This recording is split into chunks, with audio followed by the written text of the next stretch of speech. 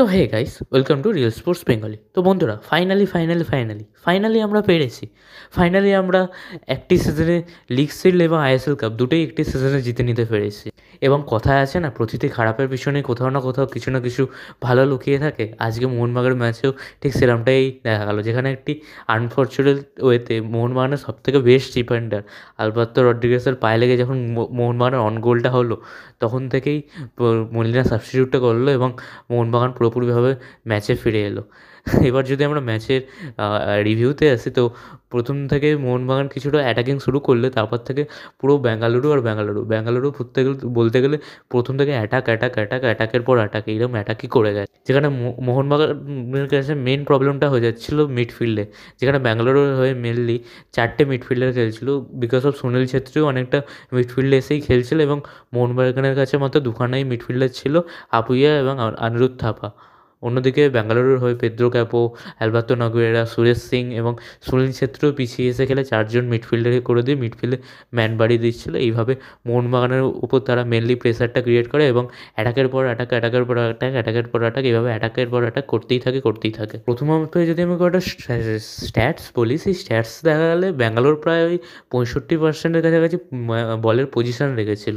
এবং মোহনবাগান, সত্যি কথা বলতে মোহনবাগানের স্ট্র্যাটেজির একটাই প্রবলেম দেখা যাচ্ছিলো। মোহনবাগান যখন ব্যাঙ্গালোর বহুত অ্যাটাক করতে শুরু করে, মোহনবাগান অনেকটা ডাইরেক্ট ফুটবল খেলতে চাইছিলো, যেখানে মোহনবাগান মিডফিল্ডকে স্কিপ করে ডাইরেক্ট ডিফেন্স থেকে বলটা ফরওয়ার্ড মেনলি ম্যাকলারেনের কাছে পাঠাতে চাইছিলো। সেখানেই ব্যাঙ্গালোরের ডিফেন্ডাররা ম্যাকলারেনকে মার্ক করে নিচ্ছিলো এবং বলটাকে নিয়ে নিচ্ছিলো। এর ফলে মোহনবাগানের অ্যাটাকটা ফার্স্ট হাফে বলতে গেলে দেখাই যায়নি ওই প্রথম 10 মিনিটের পর, এবং ব্যাঙ্গালোর অ্যাটাকের পর অ্যাটাক করতেই থাকে। তবে ওই যে একটা কথা আছে, মোহনবাগানের ডিফেন্স এবারে আলাদাই খেলেছে, তাই প্রথম হাফের অত চেষ্টা করার পরও ব্যাঙ্গালোর গোলটা তুলে আনতে পারেনি। এটাই ছিল মোহনবাগানের কাছে প্রথম হাফে সবথেকে বেশি পজিটিভ।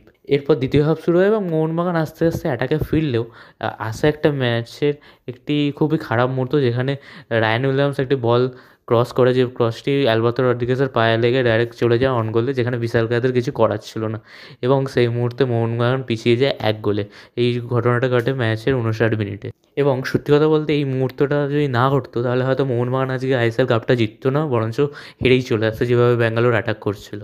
এরপর মলিনা বুঝতে পারে যে কোনোভাবে ডিফেন্স করে আর তার লাভ নেই। তখন মলিনা করে দুটো চেঞ্জেস, যেখানে অনিরুদ্ধ থাপাকে তুলে মলিনা নামে সাহাল আব্দুল সামাদকে, অন্যদিকে লিশান কুলাসো, যার আজকের ম্যাচটা পুরোপুরিভাবে অফ ফর্ম যাচ্ছিলো, কোনোভাবেই অ্যাটাক তুলতে পারছিল না, তার জায়গায় নামে আশিক কুরুনিয়ানকে।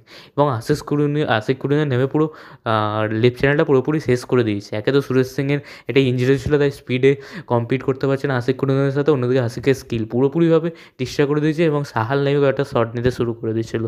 তখনই মনে হচ্ছিলো মোহনবাগানের গোল পাওয়াটা ধরতে গেলে সময়ের অপেক্ষা। এবং ঘটেও ঠিক সেম মুহূর্ত, যখন জেসন কামিন্সের একটা ক্রস থেকে জিমি ম্যাকলারেন ফ্লিক করে গোলের দিকে মারার সময় বলটা লাগে সানা সিংয়ের হাতে এবং মোহনবাগান পায় একটি পেনাল্টি। সত্যি কথা বলতে সেই মুহূর্তে এত চেলে উঠেছিলাম যে গলাটা আমার এখনও কিছুটা ধরে আছে, তাই আজ ভিডিওর আওয়াজটা আজ অতটা ভালো যাচ্ছে। এবং পেনাল্টি নিতে আসে সেই কামিন্সকেই আগের সিজনে কত ক্রিটিসাইজে না সহ্য করতে হয়েছে। প্লেয়ারটি 12টা গোল করার পরও ক্রিটিসাইজ সহ্য করেছে এবং এই সিজনে মাত্র করলো 7টা গোল, তবুও মোহনবাগানের নয়নের মণি হিসাবে এসেছে। এবং আমার আরেকটা কথা মনে পড়ে গেল, কামিন্স যখন প্রথম ল্যান্ড করে কলকাতায় এই সিজনে, তখন জেমি ম্যাকলারেনকে নিয়ে অনেক ক্রেজ ছিল এবং কামিন্সের প্লেনটা আসে অনেকটা রাতের দিকে, ওই 1টা-2টো নাগাদ, তাই ততটা ফ্যানও ওয়েট করেনি কামিন্সে এবারে এয়ারপোর্ট থেকে নেওয়ার জন্য। উল্টো দিকে ম্যাকলারেনের জন্য অনেকেই অপেক্ষা করেছিল এবং কামিন্স নেমেই একটা কথা বলে, এই সিজনে আমরা আবার চ্যাম্পিয়ন হতে চলেছে। এবং প্লেয়ারটার এতটা কনফিডেন্স ছিল সেই মুহূর্তে, আমরা তখন বুঝতেই পারিনি যে প্লেয়ারটা এই সিজনের শেষে কী না কী করতে চলেছে। এবং করলেও সেরকমই পেনাল্টি থেকে খুব বুঝে শুনে একটি প্লেস করলো, যেখানে গুরপ্রীত ঠিক দিকে ডাইভ করে বলটাকে সেভ করতে পারলো না এবং মোহনবাগান 1-1 সমতায় ফিরে গেল। এবং যখন 1-1 ফিরে গেলো, তখন মনে হচ্ছিলো যে কোনো মতেই আর মোহনবাগান হারবে না। 1-1 যখন হয়ে গেছে আর ফ্যানেদের মধ্যে আবার একটা এনার্জি চলে এসেছে, তখন কোনো মতেই মোহনবাগান হারবে না। এবং হলেও ঠিক তারপর থেকে মোহনবাগান আবার অ্যাটাকের পর অ্যাটাক শুরু করলো, যেখানে একটা অ্যাটাক আমার মনে পড়ছে 74 মিনিটের মাথায় আশিস রায় একটি ক্রস করে, যেটি ম্যাকলারেন বলতে গেলে ফ্রি হেডার পায়, কিন্তু হেডারটাও বারের ওপর দিয়ে বলটা চলে যায়, তখনই মোহনবাগান 2-1 এগিয়ে যেতে পারতো। এরপরে মোহনবাগান অনেক অ্যাটাক করে, মাঝখানে খেলাটা একটু স্লো হয়ে গেছিলো। এরপর মলিনা আরেকটি সাবস্টিটিউট করে, যেখানে মলিনা কামিন্সকে তুলে নিয়ে নামে গ্রেগ স্টুয়ার্টকে। আমি যখন ভাবছিলাম যে কামিন্সকে তুলে নেওয়াটা কি ঠিক হলো, কারণ কামিন্স এত ভালো খেলছিল, ওদিনকে ম্যাকলারেনের অনেক সুযোগ পাওয়ার পরও গোলটা করতে পারছিল না। কিন্তু মলিনা আমাকে এই ক্ষেত্রেও ভুল প্রমাণিত করলো, এবং 92 মিনিটের মাথায় অ্যাকচুয়ালি মোহনবাগানের ম্যাচটা জিতে যাওয়া উচিত ছিল, যেখানে গ্রেট স্টুয়ার্টের একটা আলাদাই লেভেলের পাস ছিল, যেটা ম্যাকলারেন ঠিকমতো টাচ করতে পারলো না। নয়তো নয়তো ওখানেই মোহনবাগান 2-1 জিতে গিয়ে ম্যাচটা তখনই সিল করে নিতে পারতো। এবার এইভাবে শেষ হলো ফুল টাইম। এবার ফুল টাইম শেষ হওয়ার পর মোহনবাগান একটি আলাদাই স্ট্র্যাটেজিতে গেল, যেখানে মোহনবাগান দীপক টানভিকে নামায় সুভাশিস বোসের জায়গায়। মোহনবাগান তখন 4 ব্যাকে হিসাবে দিব্যেন্দু বিশ্বাসকে নামাতেই পারতো, তখনও মলিনা আরেকটি স্ট্র্যাটেজি ইউজ করে, যেখানে মলিনা আবার সেই সিজনের প্রথমে 3-5-2 এই ফরমেশনে ফিরে যায়। এবং তখন তখন এইবার যখন এক্সট্রা টাইম শুরু হয়, তখন এক্সট্রা টাইমে আবার রায়ান উইলিয়ামসের একটি ক্রস থেকে আবারও আলবার্তো রদ্রিগেজের পায়ে লাগে, তখন আসে বিশাল কায়েতের একটি দুর্দান্ত সেভ। কারণ সত্যি কথা বলতে ওই বলটা গোলেই ঢুকে যাচ্ছিলো এক প্রকার বলতে। বিশাল কায়েত যদি সেভ না করতো, সেক্ষেত্রে আর মোহনবাগানের পক্ষে আর তখন থেকে ফিরে আসা অত্যন্ত কঠিন হয়ে যেত। আমার মনে হয় 99% আর সম্ভবও ছিল না। যদিও মোহনবাগান অনেক কামব্যাক করেছে, তবে ফাইনালের মতো স্টেজে ব্যাঙ্গালোর একেবারে শুয়ে পড়ে ডিফেন্স করত।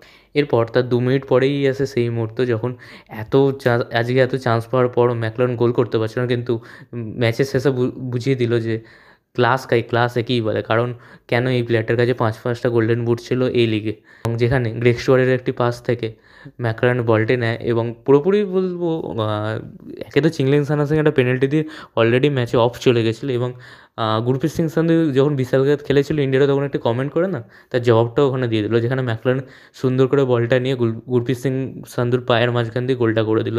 এবং সেই মুহূর্তে সত্যি কথা গ্যালারি ফ্যালারি ফেটে গেল, আমিও চিল্লে উঠেছিলাম, আলাদাই মুহূর্ত ছিল। সেখান থেকে মনে হচ্ছিলো আমরা হারছি না, 2-1 চ্যাম্পিয়ন হচ্ছি। এবং হলেও ঠিক তেমন। আবারও দ্বিতীয়বারের মতো আমরা হলাম আইএসএল কাপ চ্যাম্পিয়ন। যদি এটিকে ধরি তাহলে 5 নম্বর বার, তবে মোহনবাগান অ্যাজ আ ইন্ডিভিজুয়াল পরপর দুবার আইএসএল কাপ চ্যাম্পিয়ন হলো, এবং 2বার সিরিজ চ্যাম্পিয়ন হলো। এবং মলিনাও অ্যাজ আ কোচ 2টি কাপ এবং 1টি সিরিজ জয় করলো। এবং মোহনবাগান এই সিজনে লিগ ডেভেলপটা তো করেই নিল। এবার এবার যা ফর্ম আছে মোহনবাগানের, মনে হচ্ছে ট্রেভেল লোডিং। আপনাদের কি মনে হয় অবশ্যই কমেন্টে জানান। এবং এই ম্যাচে আমি অবশ্যই আরেকটা প্লেয়ারকে কুর্নিশ জানাবো, সেটি হচ্ছে আপুইয়া। যখন 3জন মিলে মিডফিল্ডার মিলে মোহনবাগানের অ্যাটাক করছিল বিরুদ্ধে, তখন আপুইয়া একাই অ্যালবার্তো নাগুয়েরা, তারপর পেদ্রো ক্যাপো, সুরেশ সিং, তারপর সুনীল ছেত্রী, এদের সবাইকে একাই আটকে রেখেছিল। থাপা অনেকটাই অফ ফর্ম গেছিলো আজকের ম্যাচে, দ্যাটস ওয়াই আরও ব্যাঙ্গালোর অ্যাটাকগুলো তুলে আনছে। এবং আরেকটা কুর্নিশ আমি অবশ্যই জানাবো টম আরলেটকে। অ্যালবার্তো রদ্রিগেজ বলতে গেলে আজকে মোহনবাগানের হয়ে আজকে তার দিনটা সত্যিই bad day in the office ছিল, কিন্তু টম আরলেট তার জায়গাটা পুরোপুরিভাবে কভার আপ করে দিল। এটাই এই দুটো ডিফেন্ডারের মেন ভালো জিনিস, যেখানে একজনের দিন অফ গেলে অন্যজন কভার আপ করে দেয়। এবং অ্যালবার্তো রদ্রিগেজও অন গোল করে দেওয়ার পরও তার মোটিভেশনটাকে কমায়নি, এবং তারপরেও বেশ ভালো ভালো কয়েকটি ডিফেন্স করে। এবার ম্যাচের রিভিউ তো অনেক থাকবে, এসব এখন বাদ দিন। মোহনবাগান চ্যাম্পিয়ন হয়ে গেছে, এটাই বড় কথা। তো এনজয় করুন আপনারা, এবং আমিও এনজয় করছি, তাই ভিডিওটা একটু দেরি করে হইলো। এইভাবে মোহনবাগান হয়ে গেল আইএসএল 11 এবং হতে পারে লাস্ট আইএসএলের চ্যাম্পিয়ন এবং আইএসএল কাপ উইনার্স। এখানে মোহনবাগানের গ্যালারিটি পুরোপুরি ডমিনেট করে সিজন, যেখানে মোহনবাগান করলো টোটাল 52খানা গোল, খেয়েছে মাত্র 19খানা গোল। এর সাথে সাথে মোহনবাগান পেয়েছে সবথেকে বেশি পয়েন্ট ইন এ সিজন, এবং এছাড়াও মোহনবাগানের কাছে আছে আরও অনেকগুলোই রেকর্ড। এখানে সবথেকে বড় রেকর্ড হলো অ্যাজ আ টিম তাদের হোম গ্রাউন্ডে কোনো ম্যাচ না হারা, যেখানে মোহনবাগান যুব ভারতীতে আজ অব্দি এই সিজনে খেললো 15খানা ম্যাচ, যার মধ্যে 14খানাই জিতলো এবং একটি ম্যাচ ড্র করেছিল এই প্রথম ম্যাচটা। এছাড়াও যদি আমরা ডুরান্ড কাপেও রেকর্ড ধরি, তাহলে পেনাল্টি শ্যুট আউট যদি আমরা বাদ দিই, সেখানেও কিন্তু মোহনবাগান কোনো ম্যাচে হারেনি। তো বলতে গেলে এই সিজনটা পুরোপুরিভাবে মোহনবাগান নিজেদের ওই সুভাশিস বোস একটা কথা বলেছিল না, দিস ইজ আওয়ার জাঙ্গল, সত্যিই প্রমাণ করলো দিস ইজ আওয়ার জাঙ্গল।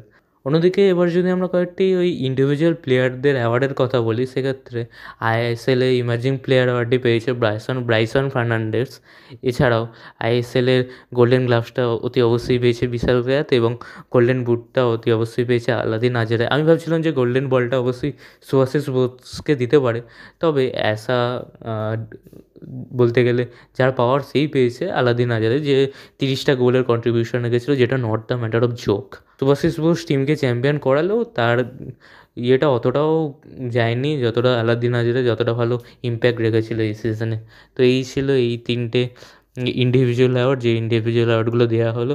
এবং এর সাথেই আমরা আজকের ভিডিওটা শেষ করছি। ভিডিওটি ভালো লাগলে অবশ্যই একটি লাইক করে দেবেন এবং চ্যানেলটিকে সাবস্ক্রাইব করে দেবেন। তো আজকের মতো এইটুকুই বন্ধুরা, ভিডিওর সাথে একটিই কথা বলবো, জয় মোহনবাগান।